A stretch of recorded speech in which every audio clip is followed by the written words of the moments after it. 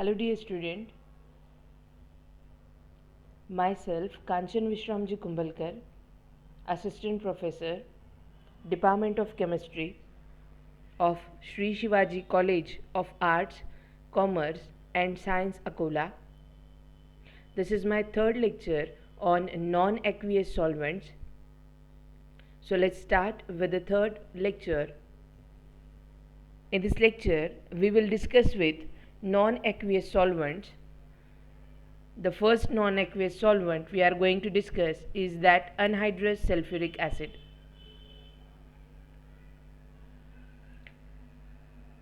There are some characterization has been given. The characteristics physical property of anhydrous sulfuric acid is given in table.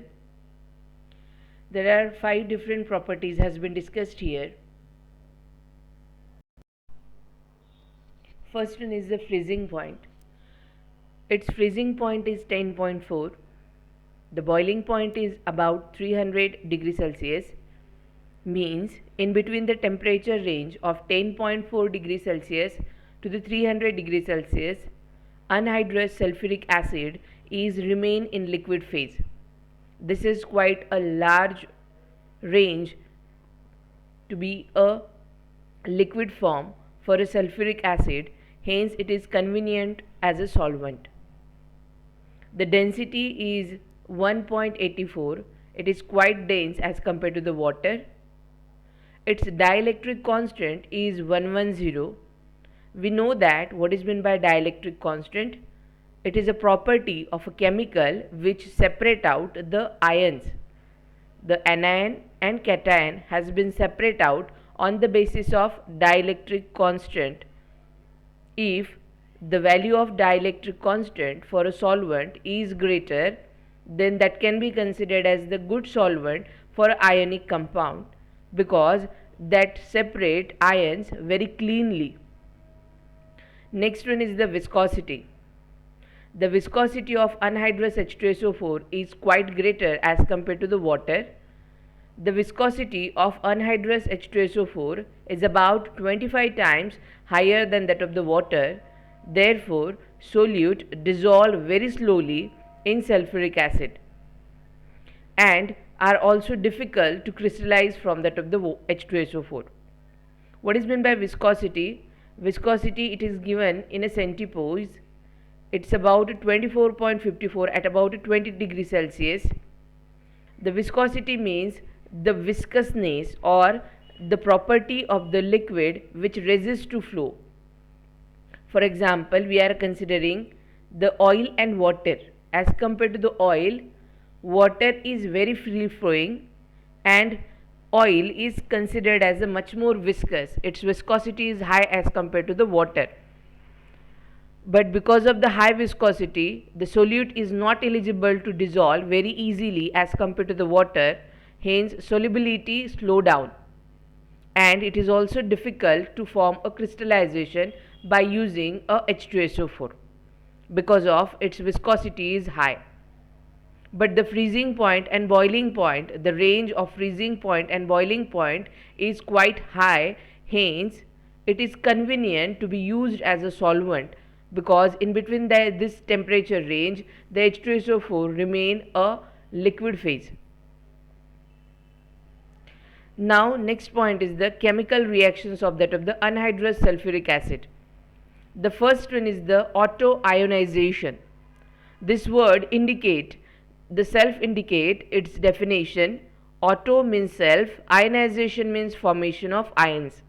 When there is a H2SO4, two molecules of H2SO4 molecules has been get dissociated.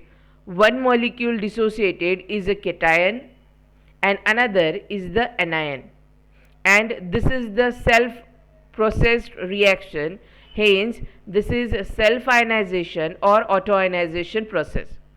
When anhydrous sulfuric acid autoionized, it gives a cation and anion by this method.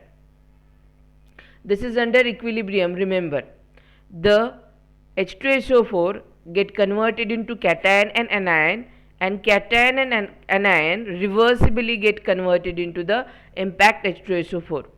So hence this is the reversible reaction. To form autoionization is the reversible reaction.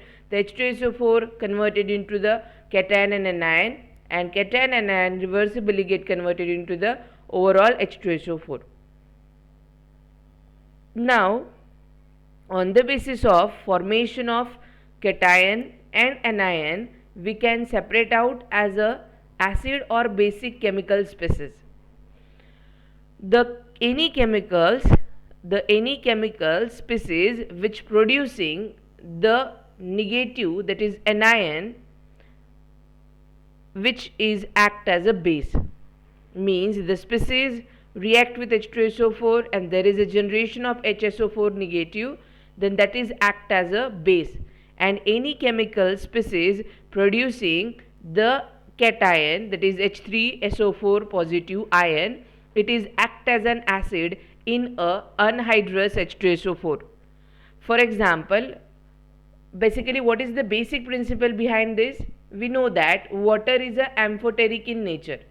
It act as a base, it act as a acid also, depend on with the it reacted with. Now suppose we take a acid and water, then in this reaction the acid is reacted with water, hence water is act as a base and liberate the OH negative. Secondly, when there is a base has been taken with that of the water, in that reaction, because we take a base with the water, water act as a acid.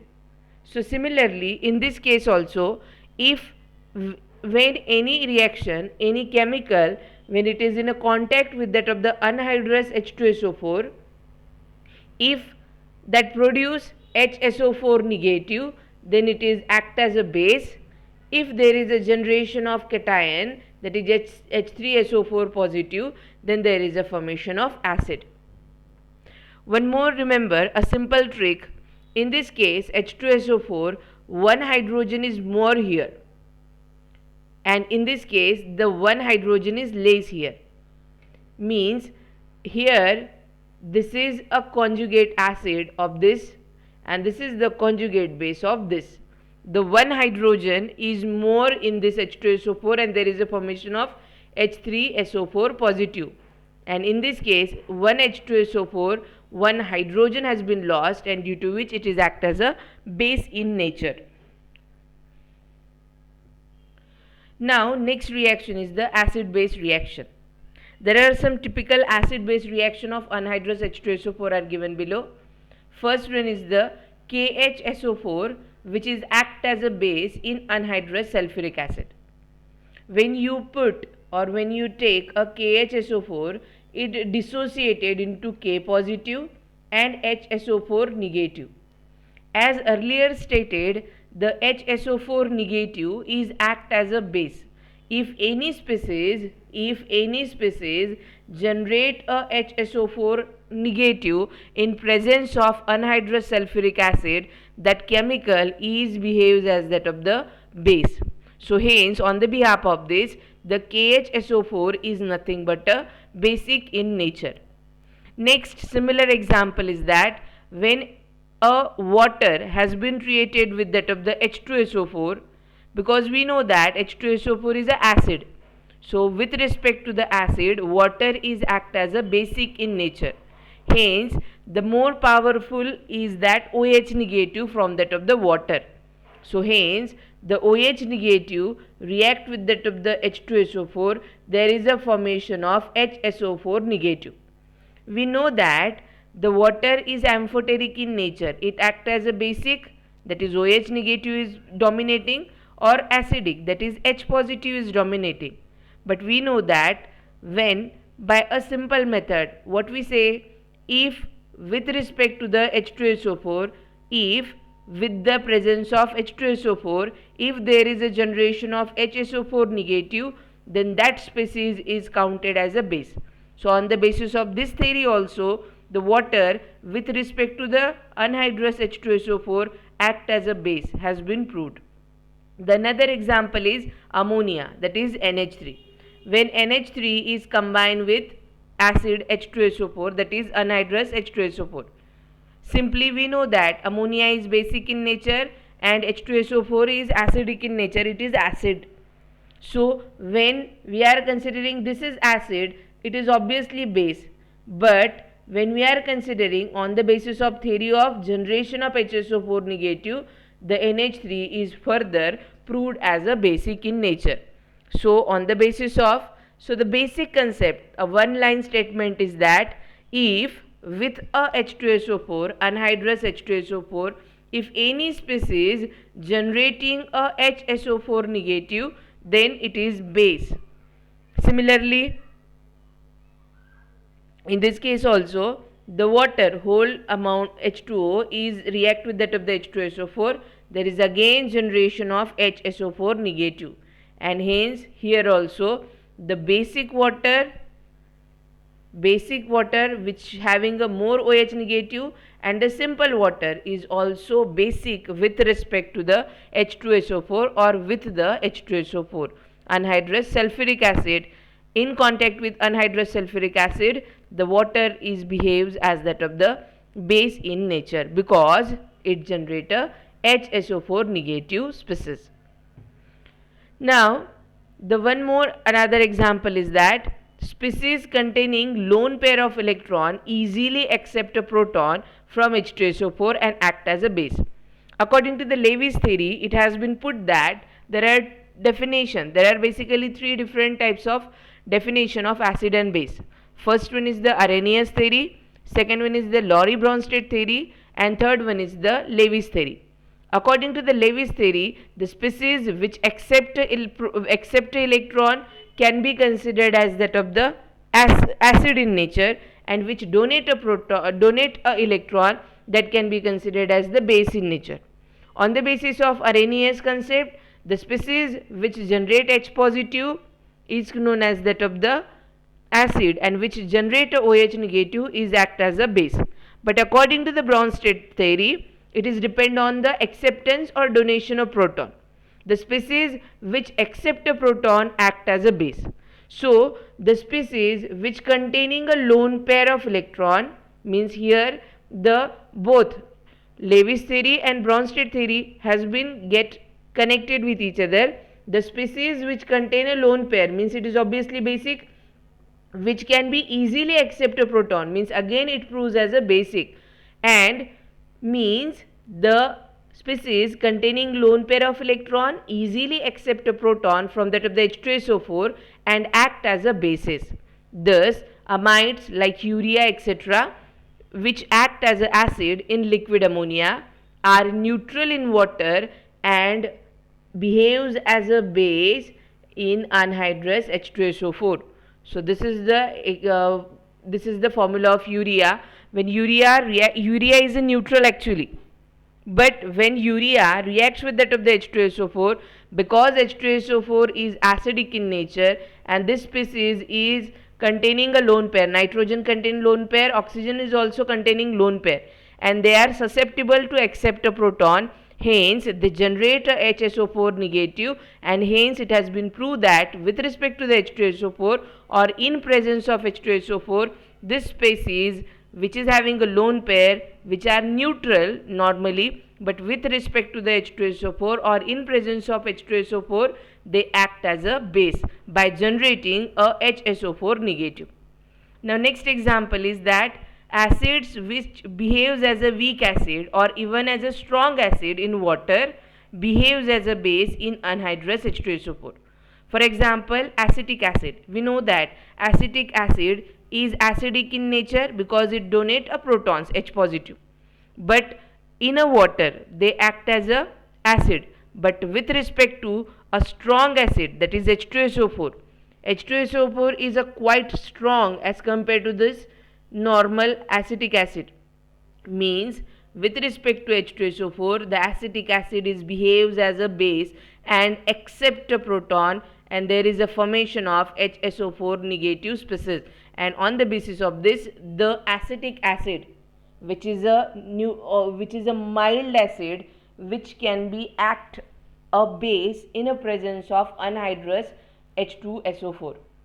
Similarly, the HNO3, it is also a strong acid, but in a presence of H2SO4, it is act as a base. We know that there is a nitrating agent. This is a nitration mixture. We introduced a NO2 in organic chemistry when we are considering a nitration.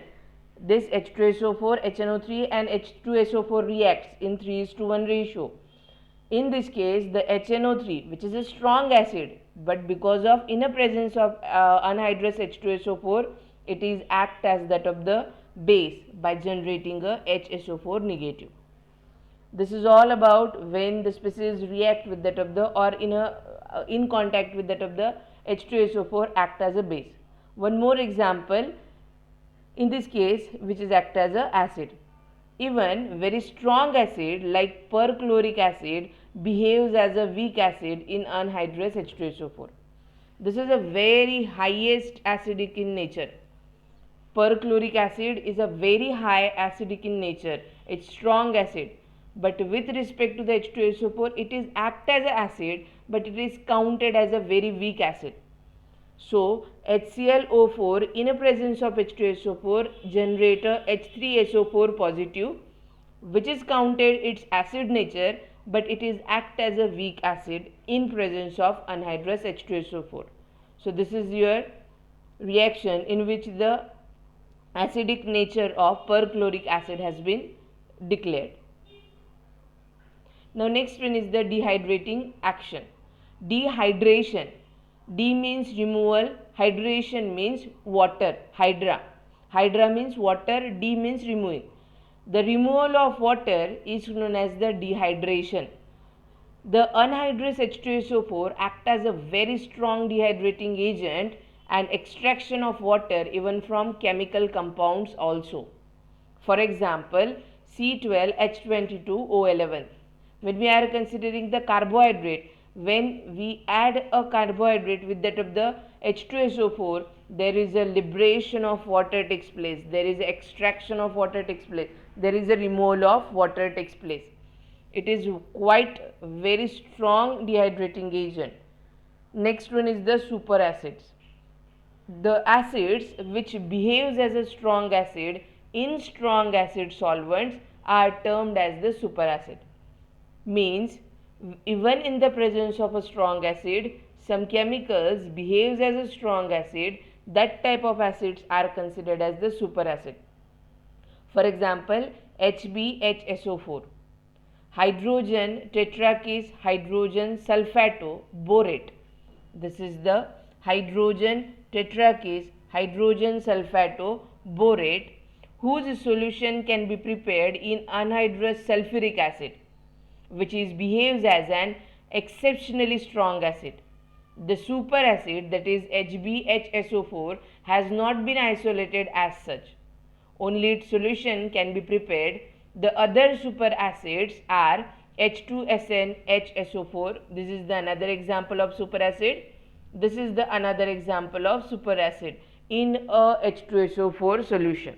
What is meant by superacid? The strong acid which remain a strong in a presence of anhydrous strong H2SO4 even, that type of acid is considered as the superacid. So this is all about the anhydrous sulfuric acid, its characterization and various chemical reaction. In the next lecture, we will start with the another non-aqueous solvent, that is liquid dinitrogen tetroxide. Up till then, take care, be safe, stay safe. Thank you very much.